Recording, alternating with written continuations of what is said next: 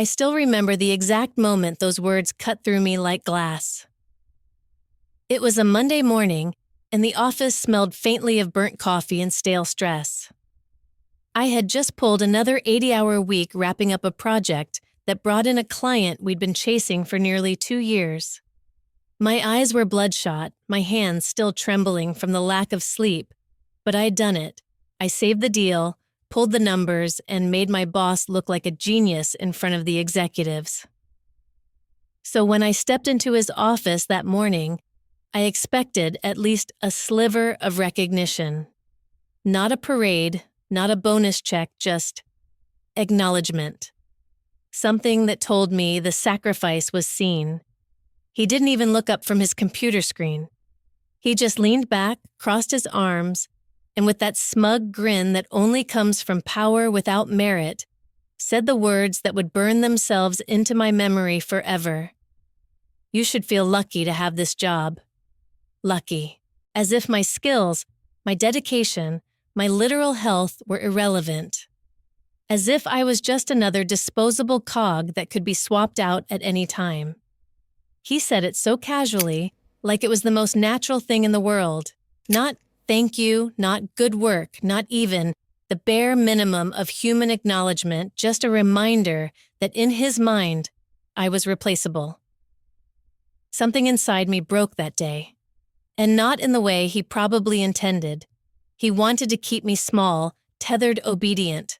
But those words didn't chain me, they lit a fuse.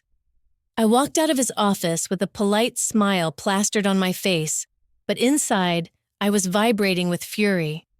I wasn't just angry at him, I was angry at myself for putting up with it for so long. For every late night I spent hunched over my laptop while he went home early. For every team win where my name was conveniently left out of the presentation. For every moment I silenced myself in meetings so he could play the visionary with my ideas. Lucky no, he was lucky to have me. Of course I couldn't say that out loud, not yet. I knew how this game was played. He had the title, the power, the connections. I was just the hard worker who made things run. But deep down, a quiet decision had already been made. I wouldn't stay silent forever. I didn't know it at the time, but those 6 words were the first crack in the foundation of his career. Because while he was busy reminding me how replaceable I supposedly was, I was already beginning to imagine a future where I didn't just walk away, I rose so high above him that one day he'd be the one sitting across from me, waiting for my approval. And years later, that's exactly what happened. But before I could get there, I had to walk through the fire, every slight, every injustice, every betrayal, and use it to build something bigger than either of us could have imagined. This is the story of how I went from being lucky to have a job, to being the woman who signed his paychecks. To understand why his words hit me so hard, you need to know what it was like working under him. Our office wasn't just competitive, it was suffocating. The culture there wasn't about collaboration or growth. It was about hierarchy. People at the top stayed at the top no matter how mediocre they were, and the rest of us were expected to pay our dues indefinitely. The unwritten rule was simple loyalty mattered more than talent appearances, mattered more than substance. And if you wanted to get ahead, you didn't challenge authority, you catered to it. My boss thrived in that system. He wasn't particularly brilliant, but he was charismatic in a surface-level way. He played golf with the executives, laughed at their terrible jokes, and dropped just enough corporate jargon to sound competent. When something went wrong, he had a way of redirecting blame so smoothly that people almost thanked him for it. And when something went right, that was his victory no matter who actually did the work. I saw it happen over and over again. Colleagues would spend months building presentations or analyzing data only to watch him slap his name on the final slide deck and deliver it like it was his own masterpiece. Promotions didn't go to the hardest workers, they went to the best schmoozers. The Friday happy hours weren't just social events. They were auditions. Whoever bought the most rounds or laughed the loudest at the VP's story was suddenly on the fast track. It didn't matter that I consistently outperformed my peers. It didn't matter that I'd saved major accounts or developed systems that streamlined entire departments. My boss made sure my contributions stayed invisible, at least to anyone who mattered. I was praised privately when he needed me motivated, but in public, I was reduced to his team member, a nameless support act in his one-man show. The favoritism was blatant.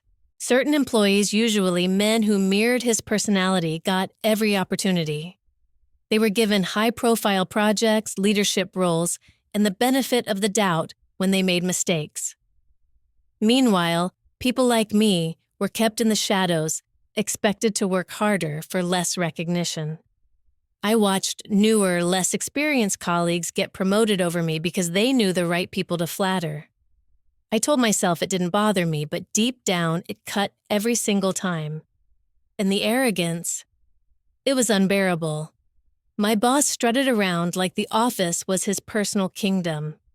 He loved reminding us how much worse things could be out there, as if we should bow down in gratitude for having jobs at all.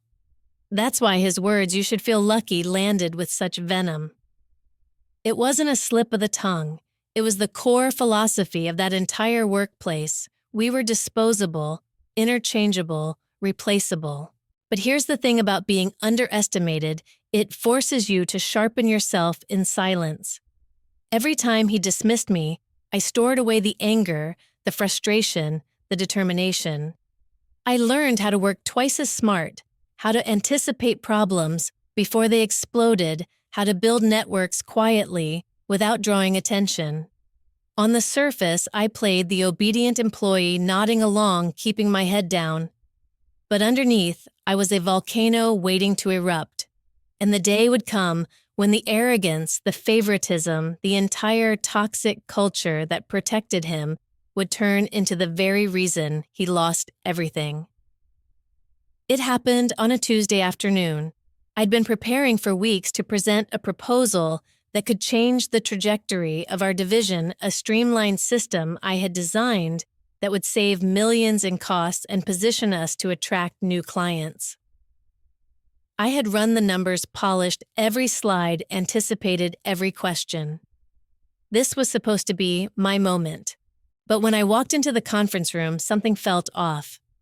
My boss was already standing at the front of the room, clicking through my slides like they were his own. My name was nowhere on the deck. My ideas, my late nights, my careful strategy, it was all packaged under his smiling face. At first I sat there, frozen, telling myself maybe he'd mention me. Maybe he'd say I was the one who built this. But the longer I waited, the clearer it became. He wasn't going to give me credit, not a single word. I watched as the executives nodded approvingly, impressed by his innovation. They asked him questions, and he answered confidently with the data I had painstakingly compiled. Every compliment landed like a dagger. My hands were trembling under the table, and I had to bite the inside of my cheek to keep from showing anything on my face. Then, just when I thought it couldn't get worse, the VP turned to me and said almost as an afterthought, "Great work supporting him on this." Supporting him. Like I was a glorified assistant, not the architect of the entire project. That was the moment something inside me snapped. It wasn't just about the stolen credit. It was about the years of silence, the constant erasure, the casual reminders that I should be lucky just to exist in that room. In that instant, I realized two things with painful clarity. One, no matter how hard I worked, I would never be seen as more than a footnote in someone else's success story. Two, staying there meant slowly suffocating while my ideas fueled someone else's career. I left the meeting with my jaw tight, my stomach in knots, and my decision already made. I wouldn't let this cycle continue. I wouldn't give him or anyone else another piece of my brilliance just to watch them cash in on it. That night, I sat at my kitchen table long after the city outside went quiet. I replayed every slight, every stolen idea, every smirk he threw my way. For the first time, I wasn't just angry, I was resolute. If he thought I was replaceable, if he thought I was lucky to be there, he was about to learn just how wrong he was. It was the point of no return. From that day forward, I stopped seeing him as my boss. I saw him as a temporary obstacle, someone perched on a pedestal that was already starting to crack. And I promised myself I wouldn't just escape his shadow, I would rise so high above it that one day he'd be the one knocking on my door asking me for a chance. I didn't know exactly how yet, but I knew one thing with absolute certainty. His betrayal had just given me the fire I needed to build something of my own. And once I started, nothing, not him, not the culture, not the system, was going to stop me. After that meeting, everything changed, though no one in the office could see it yet. On the surface, I kept playing my role, the dependable employee, the quiet worker who delivered results. I still nodded in meetings, still smiled through his dismissive comments, still pretended not to notice when my ideas were repackaged under his name. But inside, a different story was unfolding. I had made my decision. I wasn't going to fight him on his turf. I wasn't going to beg for scraps of recognition in a rigged system. Instead, I would build my own, quietly, carefully, patiently. The first step was knowledge. I started documenting everything: my projects, my metrics, my contributions. Every dollar saved, every client won, every solution I designed. Not because I planned to hand it over to him or HR, but because I knew that one day I'd need proof, not for them, but for me, for the people I'd eventually lead. A record of what I was truly capable of when no one else was keeping score. Next, I began building my network outside the company.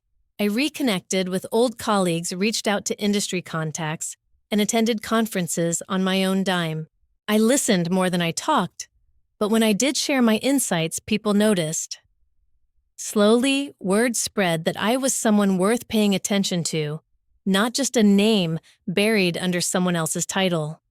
Money was another key piece. I cut back on expenses, saved aggressively, and funneled every spare dollar into what would become the seed of my future. My boss thought my late nights were all for him, but half the time, I was teaching myself the skills I'd need to run a business, finance operations, leadership strategies. My apartment became both a sanctuary and a secret classroom. Of course, there were moments of doubt, nights when I stared at my laptop and wondered if I was crazy. Who was I to think I could go out on my own, take on the very people who had the power to silence me for years? But every time that fear crept in, I remembered his words. You should feel lucky to have this job. And it reminded me I wasn't crazy. I was right. The beauty of my plan was its invisibility. He never suspected a thing. Why would he? In his mind, I was just the loyal worker who would never dream of stepping out of line. He was too busy polishing his image and climbing his fragile ladder to notice the quiet fire building right under his feet. By the time I finally walked out of that office for good, I wasn't the same woman who had walked in years before. I wasn't bitter or broken or desperate for validation. I was armed with knowledge, with connections, with a vision no one could take from me. The stage was set.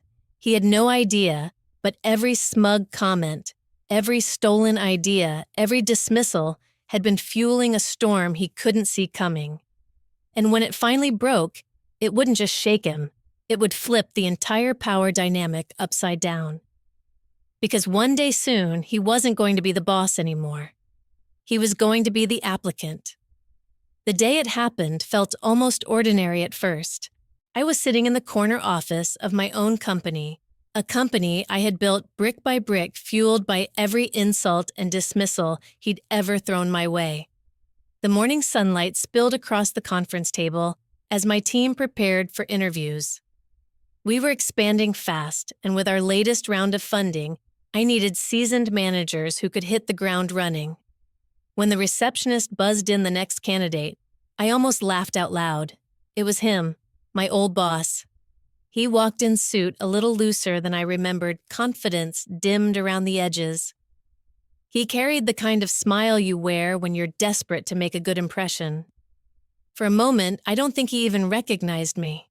To him, I was still the lucky employee he'd dismissed years ago, the one who stayed quiet while he stole my credit. But when his eyes landed on my nameplate, his face shifted. Just slightly. Enough for me to catch it. I didn't gloat, not outwardly. I greeted him with the same professional courtesy I gave every candidate. But inside, the satisfaction was electric. We sat through the interview, and I let him talk. He recited his accomplishments carefully framed to hide the fact that much of his past success had been built on the backs of people like me. He used the same buzzwords he always loved, still clinging to that old corporate charm. But charm doesn't pay the bills, and in the new world I was building, substance mattered more than style. My team could see it too. His answers were shallow, outdated, rehearsed. And when it was my turn to ask questions, I leaned forward just enough to close the distance and asked the one thing I'd been waiting to say for years. Tell me, why do you think you'd be lucky to have this job? The silence that followed was delicious. His eyes flickered, his composure cracked, and for the first time, I watched him squirm. He stammered something about opportunity, about wanting to contribute, about being willing to learn. But the words didn't matter. What mattered was that the dynamic had shifted completely. I had the power. He knew it. Later, my team asked if I wanted to hire him. Truthfully, he wasn't the best candidate, but there was something poetic about it, seeing him in the role of an employee reporting to me, no longer untouchable, no longer the gatekeeper of my worth. In the end, I made the decision not based on revenge, but on merit. He wasn't right for the position, and I had built my company on values stronger than the ones he had crushed underfoot. But the sweetest victory wasn't in rejecting him. It was in knowing he had walked into that room needing me. That the man who once told me I should feel lucky to have a job now found himself in the exact position he had always believed I was in, powerless, hoping for a chance. And in that moment, I realized I didn't need to humiliate him to win. I had already won. People always assume the sweetest part of revenge is watching someone else fall. And yes, I'd be lying if I said it wasn't satisfying to see my old boss walk into that interview stripped of the arrogance that once filled entire rooms. For a moment, it felt like the universe had tied up the story with a bow. But what surprised me most was how quickly that satisfaction faded. It wasn't his downfall that stayed with me, it was my own rise. Because the truth is, the real victory wasn't proving him wrong. It was proving myself right. All those years when I worked late into the night, when I poured my soul into projects that others claimed as their own, when I swallowed the disrespect and told myself to hang on just a little longer, those years weren't wasted. They were fuel, they were training, they were the fire that pushed me to build something better. And what I built wasn't just a company, it was a culture. I swore to myself I'd never become the kind of leader he was. In my organization, credit is shared, voices are heard, and the quiet contributors, the ones who do the heavy lifting without fanfare, are celebrated just as much as the people in the spotlight. We measure success not by who talks the loudest, but by who creates the most impact. That philosophy paid off. My company grew faster than I could have imagined. We attracted clients who cared about integrity, employees who believed in the mission, and investors who saw the long-term value of treating people with dignity. Where his leadership had been built on ego and favoritism, mine was built on respect and vision. And that difference made all the difference. As for him, I heard he bounced from job to job for a while, never quite finding the same cushy position he once had. The industry had changed, and the tactics that kept him afloat for so long Charm bluster taking credit for others didn't work anymore. I didn't need to keep tabs on him. The world had a way of balancing itself out. Looking back, I realize that the greatest gift he ever gave me wasn't opportunity or mentorship, it was doubt. His constant underestimation forced me to rise higher than I ever thought possible. If he had valued me, maybe I would have stayed comfortable and complacent. Instead, his arrogance pushed me out of the nest and into the life I was meant to build. Now, when I mentor young women in business, I tell them this: never let someone else's opinion of your worth become your reality. Bosses come and go, titles come and go, but your value, the skills, the drive, the vision, that's yours to claim. He once told me I should feel lucky to have that job. Today I know the truth. I was never lucky to work for him. He was lucky to have worked with me. And now I don't need his approval. I've built something far greater, something lasting. The real victory isn't in watching someone else fall. The real victory is standing tall, knowing you rose on your own terms and bringing others up with you.